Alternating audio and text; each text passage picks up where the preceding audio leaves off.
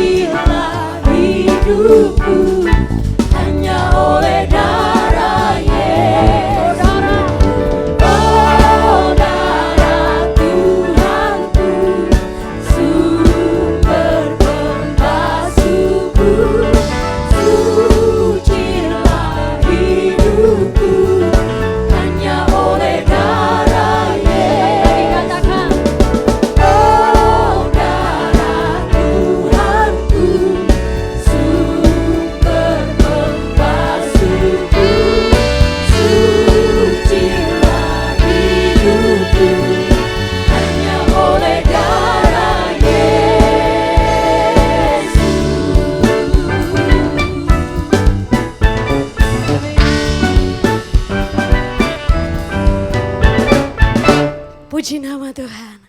Haleluya.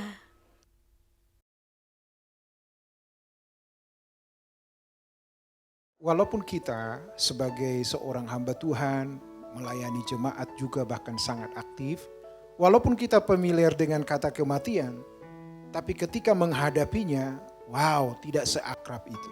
Bahkan saya juga udah pernah mengalaminya, papa saya udah Tuhan panggil. Adik saya usia 26 tahun, bulan Desember waktu itu, Januari dia harus menikah, dipanggil juga. Terus terang ya Bang, ini tuh seperti tabu. Kalau saya bring up topik ini, saya membawa topik ini ke percakapan, mereka pasti bilang, "Hus, udah jangan ngomongin begitu, gak baik," katanya. kematian adik saya itu sangat memukul kami, terutama mama saya. Dan ternyata ini juga yang saya mengerti ya. Tidak mudah bagi orang tua kalau anaknya meninggalkan dia lebih dulu. Orang tua selalu berharap supaya orang tua duluan, tapi ternyata nggak bisa memilih. Tapi sebelum adik saya ini bapak saya duluan. Hanya berselang beberapa bulan. Saya juga sebelum dirawat waktu itu, saya hampir lewat di rumah sahabat saya, Bapak Pendeta Judika Sialoho. Waktu itu saya nggak pernah menyangka bahwa saya akan mengalami penyakit kanker. Jujur, tidak pernah menyangka. Ada orang-orang yang saya kenal mengalami kanker yang sama, tidak lama. Hitungan bulan kan lewat. Jadi ya saya pikir ya sudahlah. Yang penting ya jalanin aja. Bahkan Pak Judika itu juluki saya itu badak. Badaknya kenapa? Karena saya olahraga kan dengan Pak Judika waktu itu sebelum pinggangnya itu kumat, main badminton.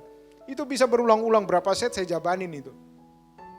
Badak ini satu ini katanya. Tapi ya itulah, ternyata sekuat-kuatnya manusia. Tidak ada apa-apanya. Lantas bagaimana kita menghadapi ini? Mau tidak mau adalah paksa dirimu untuk belajar, hayati ini.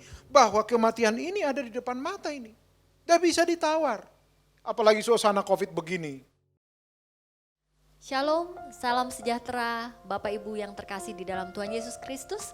Selamat datang kembali di acara Bincang-Bincang di GSKI Gajah Mada. Bersama saya Tamara, kita hari ini akan melanjutkan sesi sebelumnya dengan narasumber yang Bapak Ibu sudah tunggu-tunggu, yaitu Bapak Pendeta Sutardi Firdaus Nababan STH. Halo Abang. Halo juga. Kita lanjutkan sesi yang kemarin Abang hari ini untuk meneruskan perbincangan seru kita. Siap. Oke. Melenceng sedikit. Menurut dokter itu kenapa sih Bang? Apakah ada pola makan yang salah atau bagaimana? Iya, saya tanya, dokter memberikan satu masukan kepada saya. Ternyata Bapak Ibu, setiap kita itu memiliki penyakit bibit kanker itu. Nah, cuma dokter ini bilang begini, pemicunya yang menentukan. Nah, memang waktu itu bulan 6 saya ada masalah cukup berat bagi saya, bertalian dengan uang. Jadi saya pikirin ini terus, ya itu saya alami, saya pikirin terus. Nah, dari situ mulai saya semakin stres, berpikir bagaimana untuk menanggulangi ini, dan ternyata ya udah itu pemicunya, stres. Jadi kalaupun umpamanya dibilang dari pola makan ada, tapi yang paling signifikan adalah stres. Oke. Soalnya saya baru kalau pola makan Abang ngomong pola makan saya baru ngingetin Abang jangan makan B2 lagi gitu, nggak mungkin ya Bang ya? Makan memang saya nggak jorok-jorok banget loh Tamara, nggak jorok-jorok amat. Sayur gitu juga makan ya sayur Abang saya, ya? Okay. saya hajar itu. Jadi memang makan harusnya nggak ada masalah ya Bang? Nggak terlalu, bahkan nih dokter yang merawat saya ini bilang begini, dok ada nggak pantangan makan ini? Nggak ada, boleh makan, yang penting masak.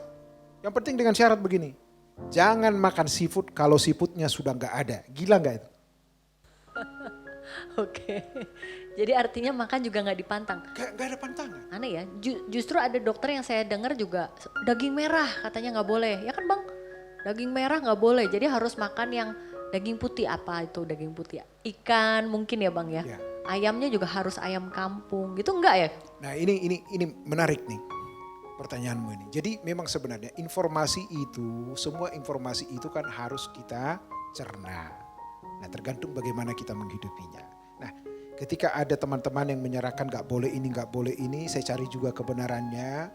Mau tidak mau, apa sih ruginya misalnya kalau gak makan ini? Emang langsung di mana emang kalau gak makan ini? Enggak juga kan, ya sudah. Sekarang yang strict saya itu adalah air minum saya itu selalu air yang dimasak ulang. Jadi air kemasan semantap apapun katanya, ini mantap, enggak. Air saya sedapat mungkin harus dimasak. Itu yang saya lakukan tiap hari. Jadi terus juga misalnya makanan-makanan, kalau saya udah tahu ini kurang bagus, ngapain sih? Itu namanya bukan mencobai Tuhan, mencobai diri sendiri. Iya betul. Jadi ketika dilarang, ini nggak boleh, ya sudah. Emang kenapa? Masih banyak pilihan kok. Masih banyak pilihan. Toh juga udah pernah nikmati. Cuman di mulut aja enak. Nah memang nggak mudah memang. Tidak mudah, apalagi kan Batak nih. Lihat itu, waduh, apalagi saya bisa masak loh. Oh abang bisa? Oh, Bisa. boleh kali bang, kirim-kirim. Waduh, saya jadi buka apa Restoran, nih, restoran, beban ini. catering. Tapi nanti, ya itu. Tapi walaupun umpamanya informasi ini harus kita tampung. Jangan langsung, enggak, jangan konyol lah, jangan konyol. Apalagi COVID begini, jangan konyol. Ada orang kan, saya sehat. Jangan konyol. Saya udah bilang, waktu saya sakit itu, saya udah alami itu begitu kritis itu, ngeri. Tapi setelah mengalami ada yang namanya COVID, jauh lebih mengerikan. Gitu ya bang? Jauh lebih mengerikan. Karena nggak kelihatan. Betul. Sekarang gini Tamara, istri saya itu, saya memang udah tahu kalau dia flu itu nggak bisa dalam waktu singkat, itu berhari-hari. Setelah COVID dia flu, saya juga begini. Oke. Jiper saya. Saya bilang, ada apa nih? Bahkan maaf nih, mencium istri saya aja saya nggak berani. Kakak itu ada, suaminya itu kak. Lalu gimana bang? Nggak berani. Tapi ya disitulah ya, wow. Nah, jadi pertanyaan dengan topik ini, kematian ini, apalagi sekarang ini ada pemicunya depan mata yaitu COVID. Dan kita juga, dan Tamara juga pasti tahu, Bapak Ibu juga tahu ya. Ketika orang udah diponis kena COVID, waduh siapa tahu itu pertemuan terakhir. Gila itu, bahkan kita baca juga kisah-kisah, ada tenaga medis, ada orang ini. Ya ampun, gak pernah lagi ketemu. Tapi Bapak Ibu, saya ingatkan walaupun ini tidak mudah. Ingat, pertemuan di bumi ini pasti ada akhirnya. Nah, sesuai dengan keberimanan kita, ajaran Kristen adalah kematian itu adalah kebahagiaan. Begitu kata kitab Wahyu. Berbahagialah orang yang mati sejak sekarang ini di dalam Tuhan. Agak aneh ya. Agak aneh itu. Kok bisa orang kedukaan disuruh berbahagia? Seperti seolah-olah kontradiksi ya bang? Kontradiksi. Tapi ternyata benar ya. Dan disinilah kehebatan Tuhan kita yang luar biasa. Ketika manusia tidak konsekuen dengan kepercayaan yang Tuhan percayakan bagi manusia, Tuhan itu luar biasa menyayangi kita. Kenapa? Ketika manusia melanggar, udah mati, selesai. Tapi Tuhan dengan kasih-Nya, wow. Dia ambil ini sengat kematian ini. Dia tebus saya dan kita semua. Nah ini berarti apakah kita nanti jadi gak mati setelah ditebus Tuhan? Tetap akan mati. Tapi ingatlah, mulailah hayati sekarang. Walaupun tidak gampang ya Bapak Ibu ya. Walaupun tidak gampang. Hayatilah. Bahwa engkau dan aku pasti mati. Mungkin saya agak bercanda dikit nih. Kita minta nih kepada yang menonton ini. Kalau mau jujur, boleh ya minta ya Bapak Ibu ya. Yang tua duluan ya. Tapi gak jaminan ya Tamara ya. Iya gak jaminan. Tidak selamanya rambut putih itu Adeknya dulu. abang 26 tahun. 26 tahun. Jadi itu udah jauh. Bahkan juga kadang-kadang di dalam khotbah saya sering berseloroh. Oke, kalau umpamanya jemaat tidak mau terima yang tua duluan, mudah-mudahan Tuhan memanggil menurut abjad. Kita abjadnya di belakang sih bang. Wah, kenal lagi dong saya.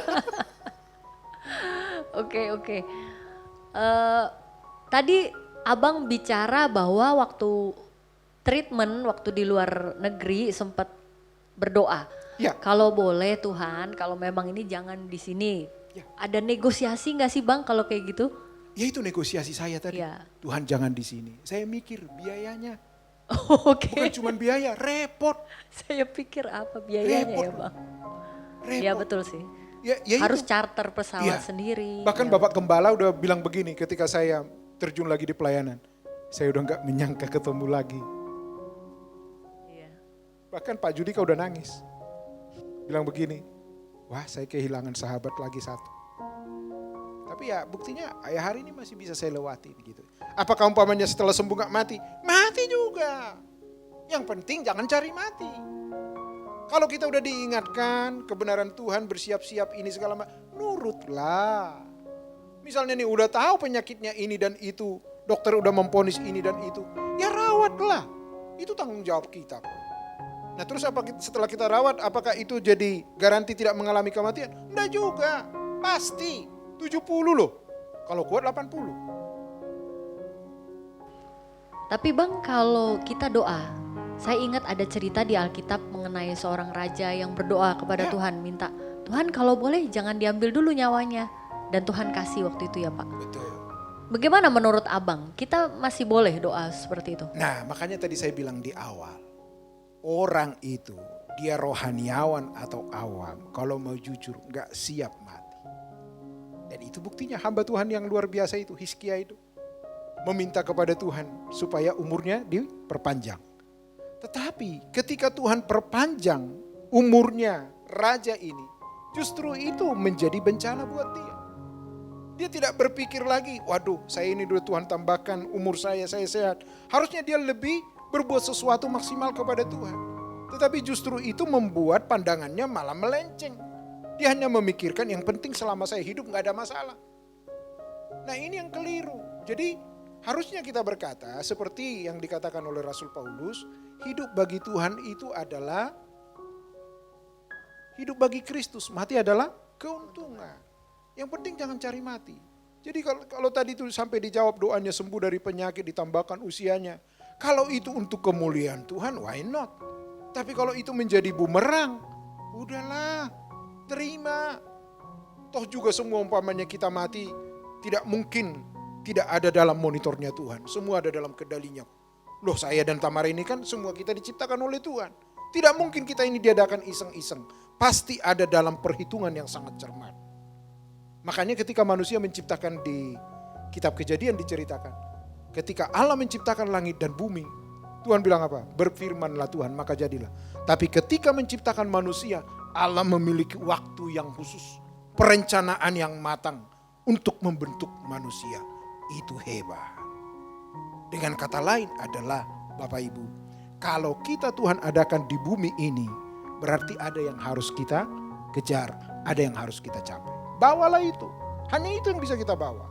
Nggak ada. Kalau sudah mati, nggak bawa apa-apa. Nggak bawa apa-apa. Saya jadi teringat satu statementnya Bapak Gembala kita. Ya. Beliau pernah bilang, Tuhan itu tidak akan memanggil orang, kalau orang yang dalam konteks orang yang dikasihinya ya. Ya. Tuhan tidak akan memanggil orang yang dikasihinya dalam keadaan orang tersebut belum siap. Dalam level tertentu yang memang terbaik dalam kehidupan orang itu mungkin itulah saat Tuhan memanggilnya. Begitu ya Bang. Jadi kalau memang Tuhan mengasihi kita, saya sih selalu berpendapat kalau Tuhan memang mengasihi kita, Tuhan pasti tahu saat yang terbaik. Maksud saya saat the best di hidup kita siap untuk dipanggil, baru Tuhan panggil. Itu menguatkan saya sekali sih. Jadi kita gak perlu takut kematian, karena pada saat kita menghadapi kematian, pasti Tuhan tahu ini saat yang tepat dan terbaik dalam hidup kita. Betul. Betul sekali. Mantap ya Bang. Jadi gini, harus dipahami misalnya. Inilah keterbatasan kita memahami rencana Allah yang luar biasa.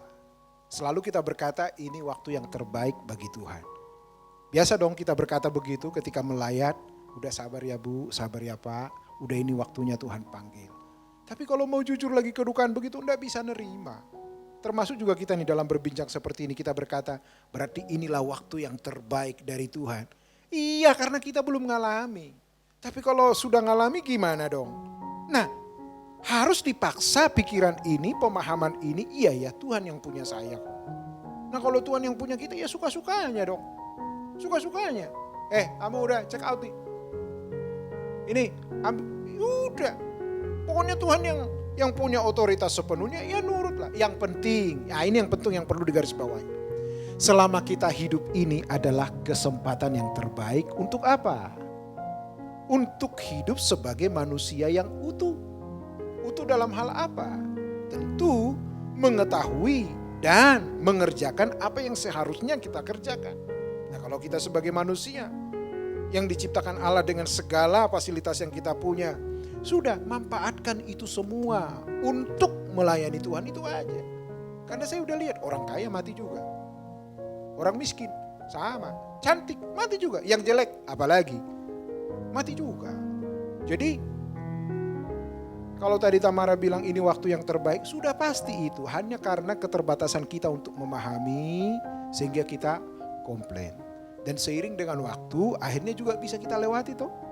Bisa kita lewati. Dan anehnya memang manusia ketika lahir diketawain kan senang kan. Padahal mau menderita itu. Benar gak? Tapi orang dipanggil mati, kita terbalik. Nangis. Komplain kita kan, Tuhan nggak adil, Tuhan jahat. Enak aja, dia udah mau senang ketemu dengan sang pemiliknya. Jadi kita bersyukurlah ada di Rehoboth ya. Dikasih firman yang benar, yang up to date. Jarang loh membicarakan kematian ini, jarang. Dan bukan karena dalam suasana COVID loh kita bahas ini. Tapi memang ini pasti akan kita alami. Tadi abang bicara sedikit, kita tuh harus menjadi manusia yang seutuhnya. Kita harus menemukan tujuan kita untuk menjadi manusia yang seutuhnya. Ya. Saat ini kalau tanya orang-orang sebenarnya banyak yang masih tidak tahu bang. Apakah saya sudah jadi manusia yang seutuhnya atau belum? Bagaimana cara tahunya? Bagaimana menurut abang? Oke, manusia yang seutuhnya dalam hal ini adalah harus tahu bahwa dia adalah makhluk ciptaan. Berarti ada yang mengadakannya. Tidak ada dengan sendirinya dong. Nah, kalau ada yang mengadakan kita, berarti ada rencana dari yang menciptakan ini untuk kita penuhi. Nah, terus bagaimana untuk mengetahui itu? Belajarlah melalui kebenaran firman Tuhan Alkitab. Itu caranya. Dan tentunya yang menjadi goal dari manusia yang seutuhnya ini adalah bertemu dengan sang pencipta itu. Simpel memang ngomongnya, tapi praktek gak gampang. Gak gampang. Orang juga udah tahu bahwa dia akan mati, tapi kadang-kadang masih sering spekulasi dalam hidupnya loh. Kenapa saya berkata demikian? Orang rela loh menukarkan hal-hal yang bersifat kekal dengan kesementaraan. Maksudnya begini. Sudah waktunya harusnya dia misalnya ke gereja. Tapi karena ada sesuatu yang lain misalnya bisnis. Bukannya nggak boleh. Boleh. Tapi kalau itu kesengajaan misalnya. Kan gila kita. Bahkan satu hal misalnya yang bisa kita lihat dalam hidup sehari-hari. Orang lebih tertarik loh menonton tontonan ABCD daripada memilih tontonan demi membangun manusia batinianya. Ini juga berbicara tentang manusia yang utuh. Tidak mudah. Tapi ya bersyukurlah. Itu sebabnya ada program bincang-bincang ini Bapak Ibu. Ya, salah satu bentuk pengembalaan dari Gajah Mada GSKI. Ini adalah kita nggak bisa bertatap muka. Ngerti, ada memang yang kurang abdol. Tapi ya disinilah kita harus bijak, kita harus tahu. Tuhan tidak pernah bisa dibatasi oleh ruang dan waktu. Nah, GSKI Gajah Mada hadir menyapa jemaatnya. Begitu Tamara. Mantap bang, mantap.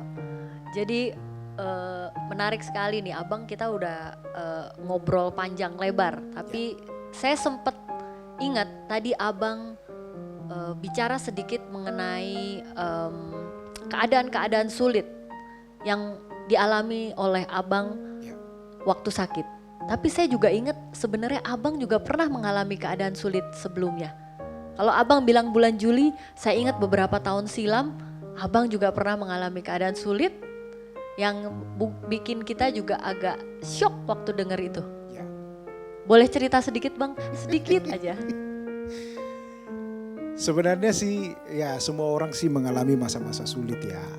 Nah itu hari memang sebelum saya sakit kanker ini pernah juga rumah yang saya tempati yang saya kontrak kebakaran. Semua hilang itu, dokumentasi juga hilang. Hilang semua. Itu Habis. Karena kejadiannya waktu itu adalah menjelang Lebaran. Jadi saya ada di Bandung bersama dengan istri saya.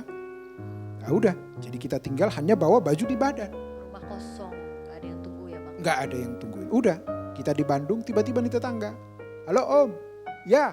Karena saya udah tahu. Nah itulah, walaupun kita muda di tempat itu kita dipanggil Om. Om, pulang. Cepat pulang. Kenapa cepat pulang? Rumah kebakaran. Ah yang benar kau, bilang gitu. Yang benar saya bilang. Iya Om, udah kebakar. Maaf ya Om, udah ada yang bisa kita selamatkan. Ya sudah. Pas habis selesai makan itu. Habis selesai makan ya udah. Saya dengan ipar saya dari Bandung balik ke Jakarta. Ya saya lihat ya sudah. Lemes lah bang. Ya pastilah, pasti. Terutama Bahkan saya masih bisa bercanda waktu datang. Dia bilang mereka minta maaf. Maaf Om gak ada yang bisa. Gak boleh begitu, harusnya kalian dulu. Yang penting kalian gimana? Aman kan? Aman. Masih bisa saya bercanda. Tapi waktu malam itu ipar saya ini balik. Saya tinggal di rumah sahabat saya ini lagi. Pak Judika ini. Tahu gak? Di kamar mandi pagi-pagi. Wah. Ada keran yang tiba-tiba mengocor. Oke. Nangis saya. Ya sudah. Semua gak ada yang sisa. Gak ada yang sisa. Ya sudah harus kujalani. Terus mau apa emang? Mau apa? Dan sekarang pun umpamanya sakit, ya saya udah jalani. Bahkan nih, agak melenceng dari topik kita. Saya menikah nih menjalani hampir 20 tahun. Tidak punya anak, saya udah happy loh. Tapi saya berkata udah happy ini, saya udah melewati loh. Masa-masanya. Makanya kadang-kadang ada jemaat, Pak tolong didoakan. Apa? Belum punya anak. Saya tanya, berapa lama? 5 tahun. Baru 5 tahun. Jalanin aja. Dia salah minta doa. Iya, salah minta doa. Dia gak tahu. Oke. Ya itu, jadi hal-hal sulit itu sebenarnya ya bisa juga karena salah kita. Bisa juga Tuhan izinkan. Tapi saya lebih berani mengatakan itu karena salah kita. Karena salah kita. Salah kita maksudnya Abang Tuhan mengingatkan. Iya. Oke. Diingatkan kita. Lewat peristiwa-peristiwa yang kadang menyakitkan kita. Betul. Termasuk kehilangan orang-orang yang kita kasih. Karena gini, dalam perjalanan hidup ini yang paling bisa nerima kita itu kan adalah keluarga. Tapi kalau mau jujur, yang sering korban kita adalah siapa? Keluarga juga. Jadi di sini kita menyadari ya sudahlah. Kalau Tuhan kita kasih kesempatan hidup, jalani hidup itu baik-baik ya. Jalani hidup itu baik-baik. Maksudnya gimana? Jangan pernah menjahatin orang walaupun ini agak sukar. Agak sukar memang. Tapi berusahalah semaksimal mungkin. Toh juga Alkitab mengajari kita jangan balas kejahatan dengan kejahatan kok. Terus mau apa lagi yang kita contoh? Jadi kalau kejadian-kejadian sulit yang kita alami ini membuat kita menitikkan air mata, jangan lupa di balik air mata itu ada penghiburan. Saya udah jalanin itu, bahkan sakit ini ada penghiburan. Penghiburannya apa? Jadi saya tahu ternyata tidak ada yang bisa kuandalkan apapun siapapun. Di kemo pertama setelah saya menjalani, suara saya nggak keluar. Suara saya nggak keluar kemo pertama. Dan ketika saya duduk di tempat tidur mau doa, itu jam 5 kurang atau lewat. Saya mau doa, istri saya masih tidur di sofa. Saya panggil istri saya. Dalam terbata-bata, saya minta handphone. Dikasih handphone, gak tahu. Lewat kejadian itu di kemo pertama itu ada 2 lagu yang saya tulis. Ada 2. Bahkan inti dari lagu yang saya tulis yang pertama itu adalah di tengah ketidakberdayaanku tidak ada yang dapat kuandalkan siapapun, apapun. Ada 2, selama ini gak bisa saya nulis lagu. Saya udah janjian dengan. Maksudnya Abang selama ini belum pernah tulis lagu? Gak pernah. Oke. Gak pernah. Ini langsung dapat 2. Dapat 2 lagu. Belum ini nih karena Bang Boy ini nih ya, Pendeta Oberin selalu sibuk. Tapi beliau udah berjanji. Tadi nanti udah kita bikin musik. sampai saya mau minta gitar udah. Jadi nadanya ini begini. Di ketidakberdayaanku tiada yang dapat ku andalkan. Kira-kira begitu nadanya. Dapat lagu. Dalam suara tidak keluar. Tidak keluar. Tapi ya itu saya bilang tadi. Di balik air mata akibat kesulitan-kesulitan hidup ada penghiburan. Ada penghiburan. Dan inilah ya, sebelum saya dirawat di tempat itu, kan Pak Judika dulu. Dan maaf nih, Tamara, ini konyol. Jadi saya pun punya paspor itu ya, dalam keadaan terpaksa. Jadi saya bikin paspor itu untuk membesuk temanku ini, sahabatku ini Pak Judika. Bahkan istri saya pun membesuk saya itu punya paspor juga dalam keadaan terpaksa. Jadi semua ya sudah jalani. Bicara mengenai biaya banyak, tapi semua cukup. Cukup. Sebenarnya nih kalau menurut perhitungan dokter nih, jadi kemo itu kan 6 kali sudah saya jalani. Dan dokter udah bilang, kita harus PET scan. Karena dokter yang merawat saya ini tidak merekomendit yang namanya sinar. Jadi saya hanya di kemo dengan obat. Radiasi itu? Ya radiasi. Okay. Udah. Dokter ini bilang udah selesai ini PET scan. Itu hari ketika di PET scan itu di mana saya harus puasa. Puasa dalam arti nggak boleh makan ini, nggak boleh makan itu. Termasuk itu hari kan. Tamara ngajak saya untuk makan. Iya. Saya bilang gak boleh. Nah saya lupa, saya pikir hanya ini, ternyata nasi gak boleh. Nasi nggak Iya boleh. nasi gak boleh. Oke. Ya udah saya makan nasi kan. Makan nasi apa, jalani PET scan. Hasilnya, waduh puji Tuhan. Cuman memang itu hari dicurigai di organ saya di bagian empedu itu ada warna merah. Nah kata dokter, indikasi warna merah itu adalah ada penumpukan gula tidak normal. Jadi Akibat nasi itu. enggak tahu apa akibat itu, artinya itu untuk mengetahui bahwa bibit itu masih ada atau enggak. Nah, saya dijadwalkan harus kontrol bulan April yang lalu tanggal 20. Enggak bisa. Karena dokter udah memplanning itu 3 tahun ke depan per 3 bulan saya harus kontrol. Selama 3 tahun per Selama 3 3 bulan. tahun. Setelah Oke. itu lewat 3 tahun, nanti akan menjalani lagi selama 2 tahun per 6 bulan. Baru clear, bersih. Tapi saat ini gimana? Ya sudah, saya fun-fun aja. Jadi abang udah melewatkan 2 kali harusnya ya. Oke. Jalan aja. Bahkan ketika saya disuruh melayani di gereja kita, mereka juga was-was juga. Saya bilang, saya ini udah sehat. Benar nih katanya. Saya bilang udah, bahkan saya foto saya udah sehat. Ya udah. Tapi ketika karena lagi Covid kan dikatakan kalau ada penyakit penyerta Bawaan. lebih gampang kan? Waduh, ya sudah. Apalagi itu hari Pak Boim, dia download aplikasi, katanya bisa dia tahu tempat ini zona merah. Bunyi-bunyi, dia bilang begini, di sini ada nih. Yang benar kalau aku bilang takut juga. Wah, ini kok nakut-nakuti. Tapi ya puji Tuhan ya, sampai hari ini masih hidup loh. Jangan ngomong begitu bang, jangan ngomong masih hidup maksudnya. Ya masih Sama hidup, aja, eh. bener juga kenapa saya jadi ikutan ngomong begitu ya bang ya. Nah itu, Ke kemanusiaan kita itu. ya. Jadi jangan, nah inilah yang saya mau tekankan. Jangan pernah berprasangka buruk terhadap Tuhan. Jangan pernah, entah itu berpihak atau tidak. Entah itu berpihak atau tidak. Harus tetap jalani hidupmu. Saya masih ada satu pertanyaan lagi buat Silakan. abang. 1 apa 2 lagi pertanyaan. Karena abang sudah begitu banyak pengalaman. Ini boleh saya bilang ini pengalaman berharga loh bang ya. Meskipun Ya. menghadapi kepahitan dalam hidup, sakit.